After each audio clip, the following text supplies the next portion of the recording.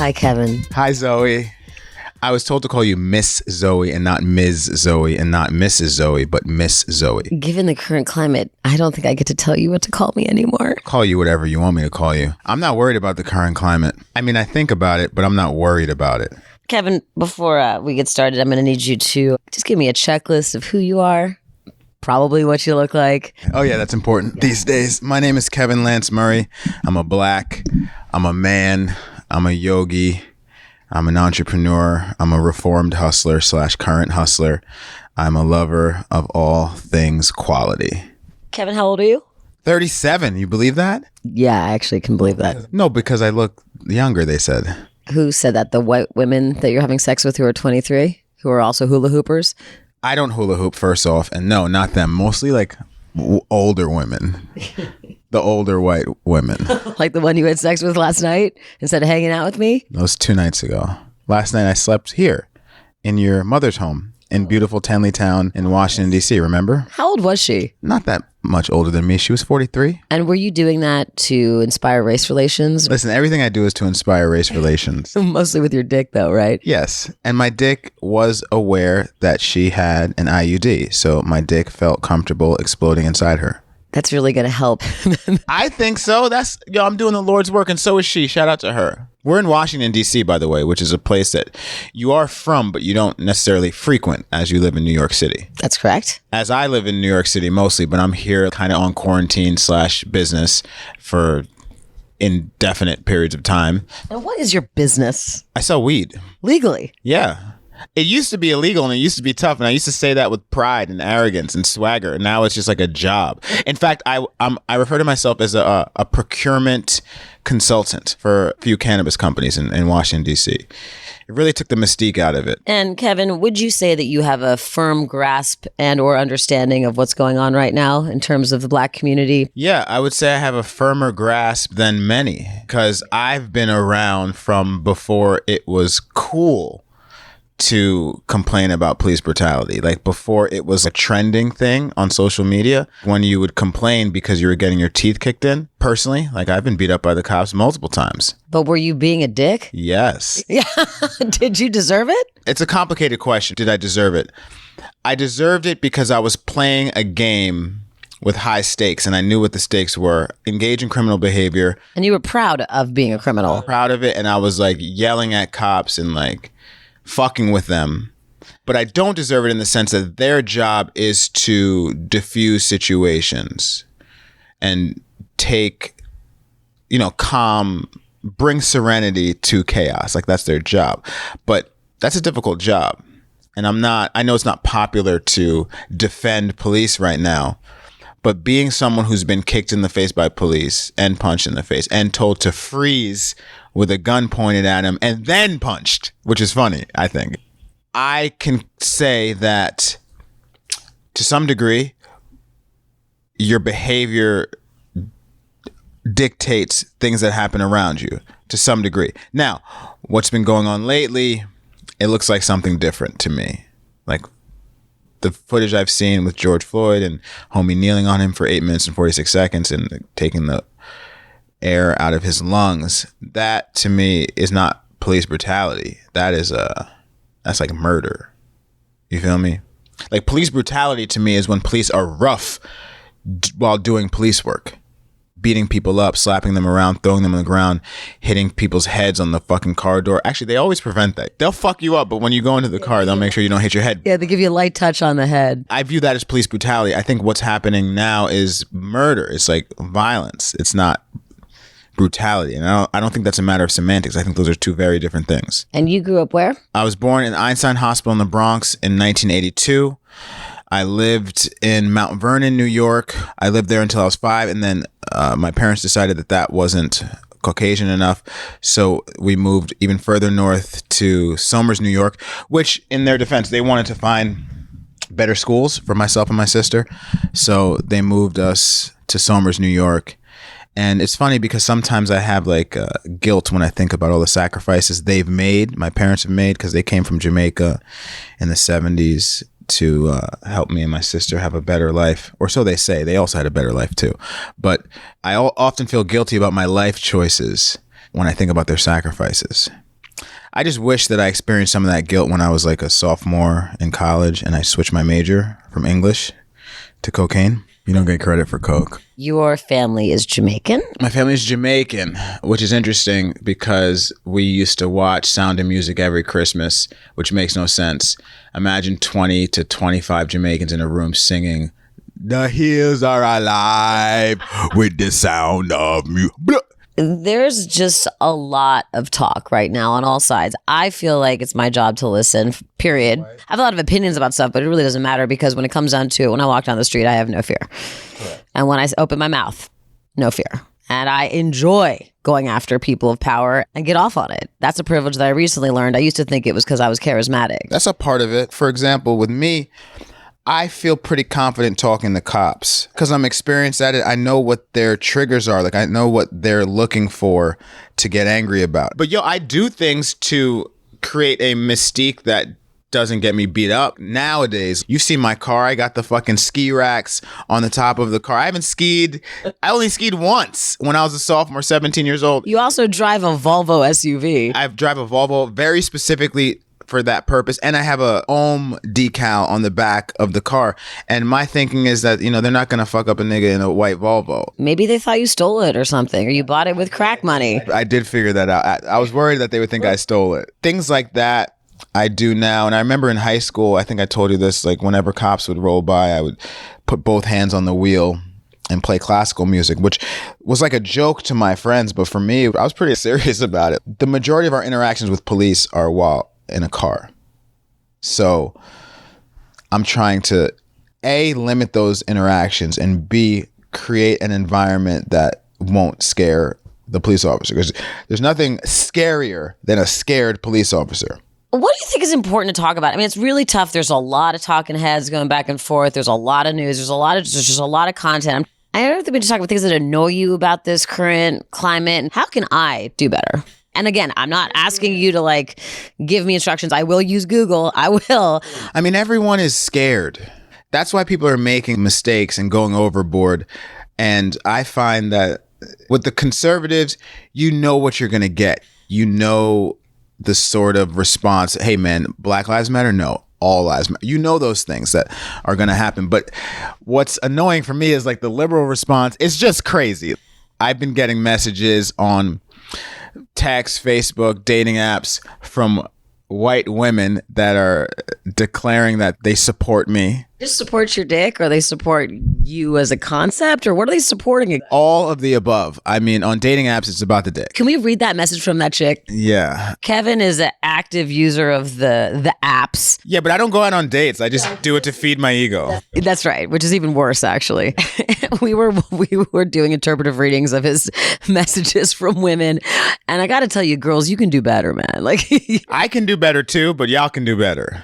So this was on a dating app called Hinge, one of my favorite. They find people that are like-minded and that are in your network and shit. So what Hinge does for Kevin is they find him thick girls who are plus or minus 5 pounds close to obese, that he'll take some cellulite and a belly just as long as, how do I pronounce it? Dat ass? Is that? If there's big titties and big ass, I'll accept. And they don't even need big titties. They just need big ass. No, titties are important too.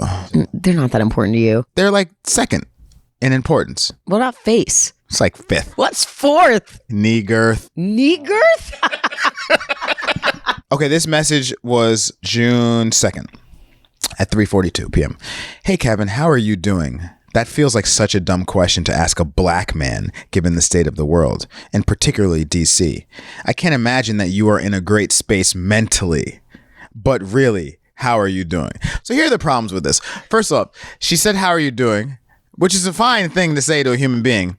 And then she assumed that I can't be doing well, and then repeated the question, how are you doing? This is more of a grammatical sentence structure problem for you. It's a problem. If she thinks it's a problem to ask how you're doing, why would she then follow that up by asking how you're doing? Because she's awkward and white people don't know how to talk about race, but she still wants to suck black dicks, so she's trying to figure it out. Yeah, and I applaud her for that. And it comes from a very nice place, and I can appreciate it.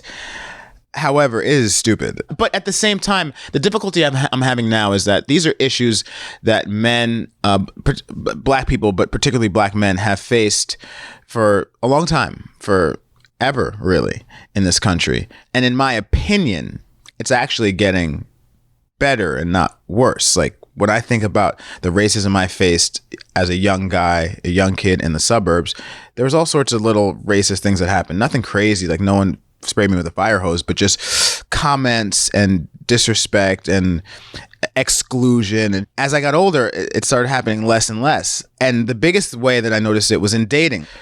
Dating between races is like not even a thing anymore. It's not even like something you comment on at this point. And back when I was a middle schooler, you know, you kind of, it was rare. Straight up. It was like rare, and it was a thing that you talked about. But since you were the only black kid at your prep school, do you think maybe they just didn't like you and there was no other examples of interracial dating?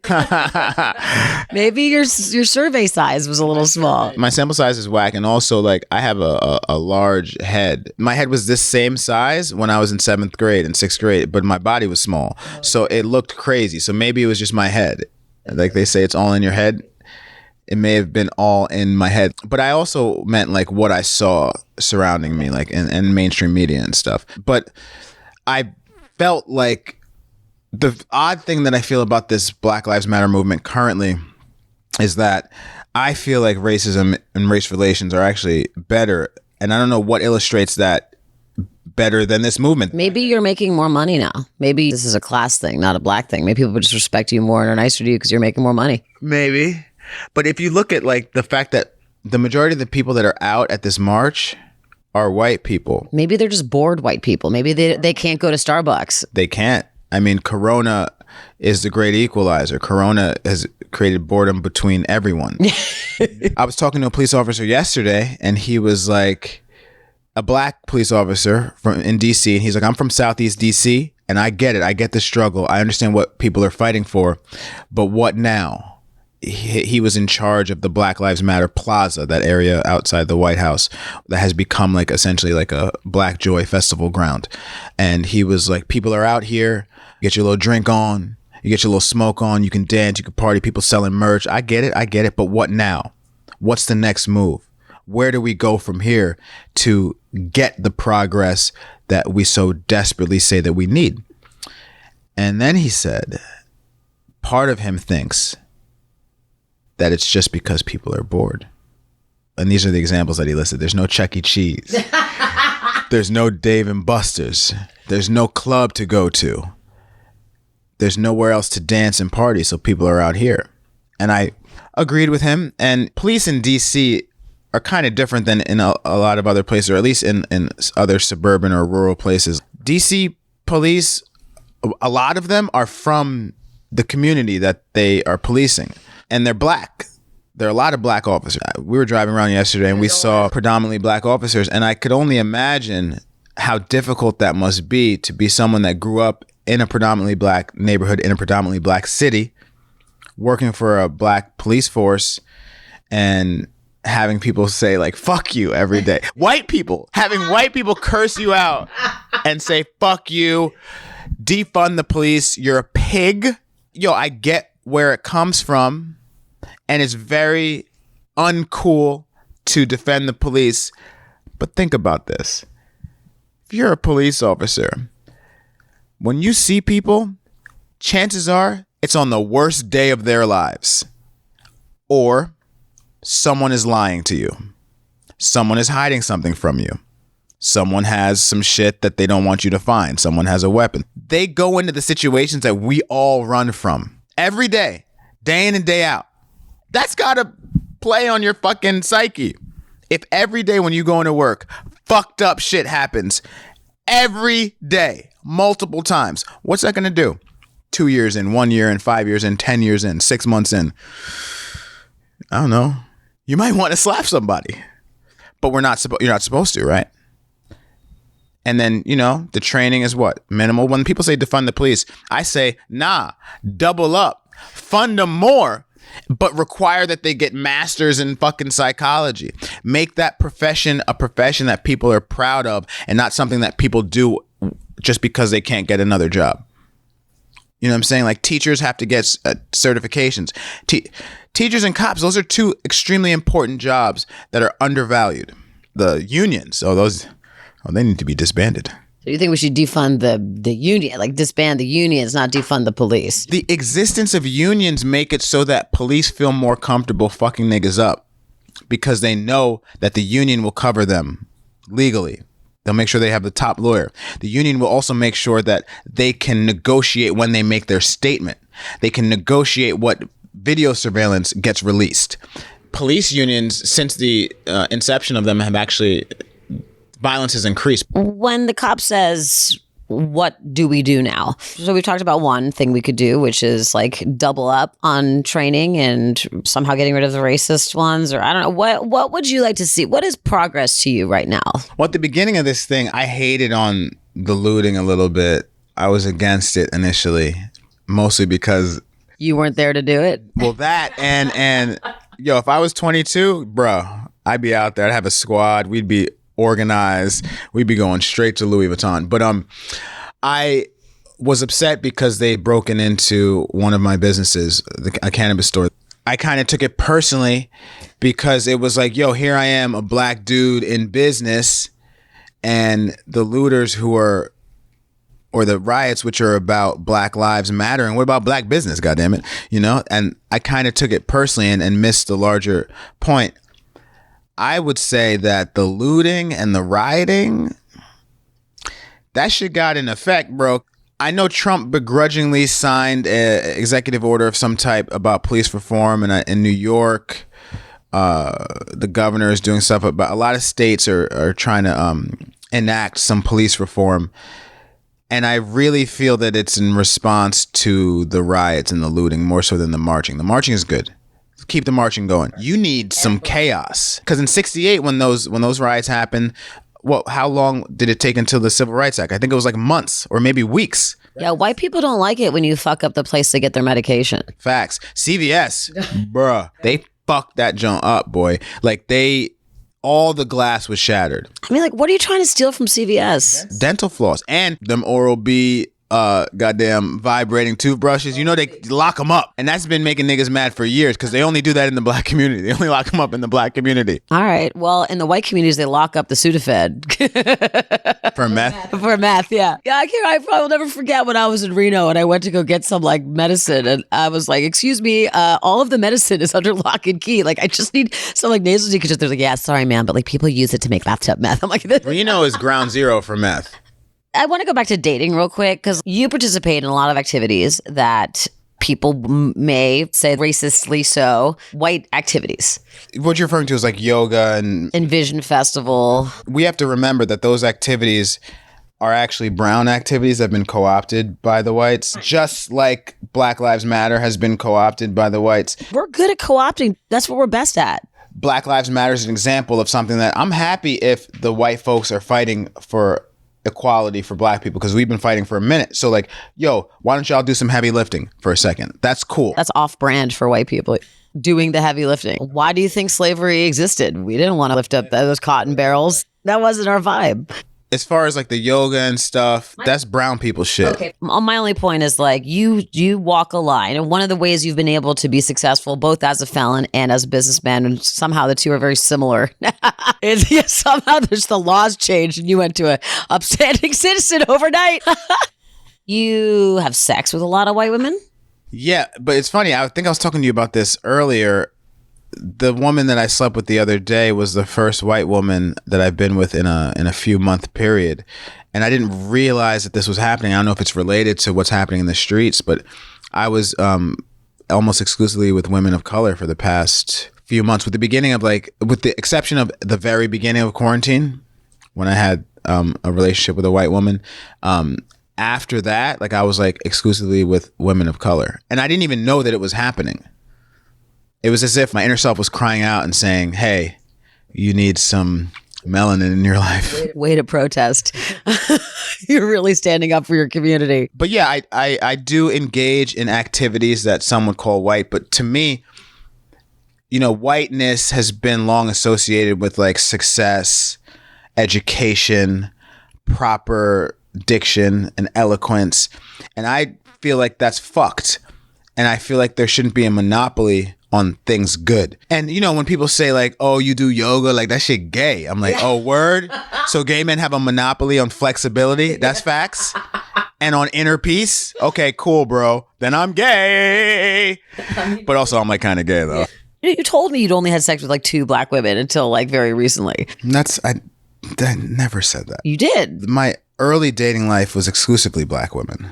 When I first started dating, it was exclusively black women because of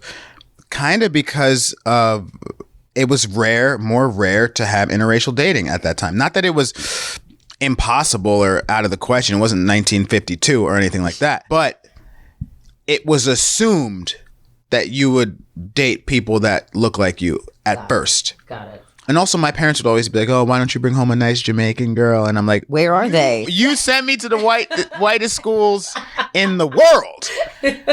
Where would I find them? You want me to just go to the Bronx and spend a day on White Plains Road? Fuck.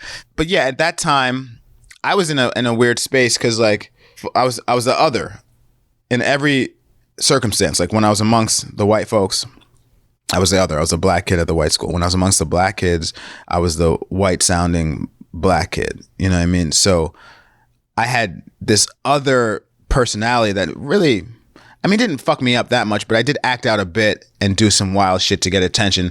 But when I got to college, I quickly discovered that other shit could be harnessed and manipulated into a business of bridging the gap between those two groups. He went to GW, which is a predominantly Jewish, very obnoxious group of humans. Oh yeah. Oh boy, that's the worst kind of Jew. What, the new money? Leggings, Uggs, puffy vests. It's just like a completely homogenous world of money and just lack of personality. But money with lack of class. Like yes. Georgetown, I would say is like old money versus GW being like new, flashy, like not even that much money.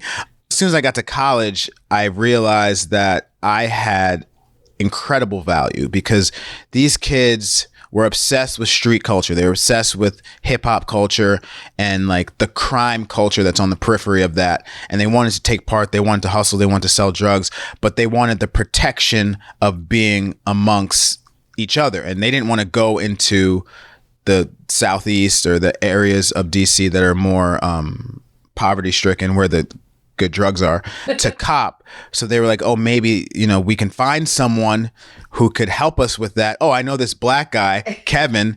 He's pretty reasonable. He's not one of those scary blacks. Let's talk to him. Maybe he could help. And then quickly I became like the intermediary between the streets and GW. And it led itself to all sorts of adventures that's probably worthy of its own podcast series / Showtime show / major motion picture.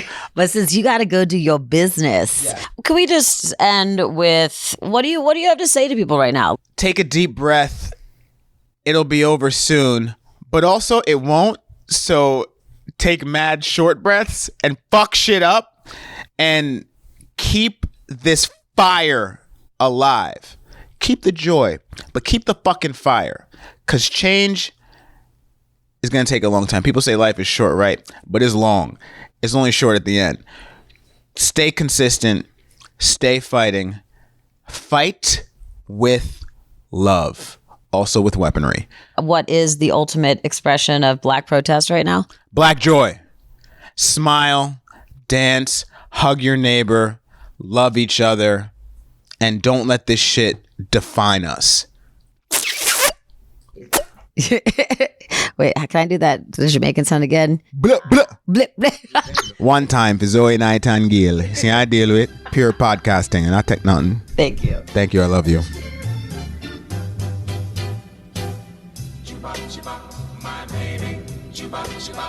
Hello, stranger.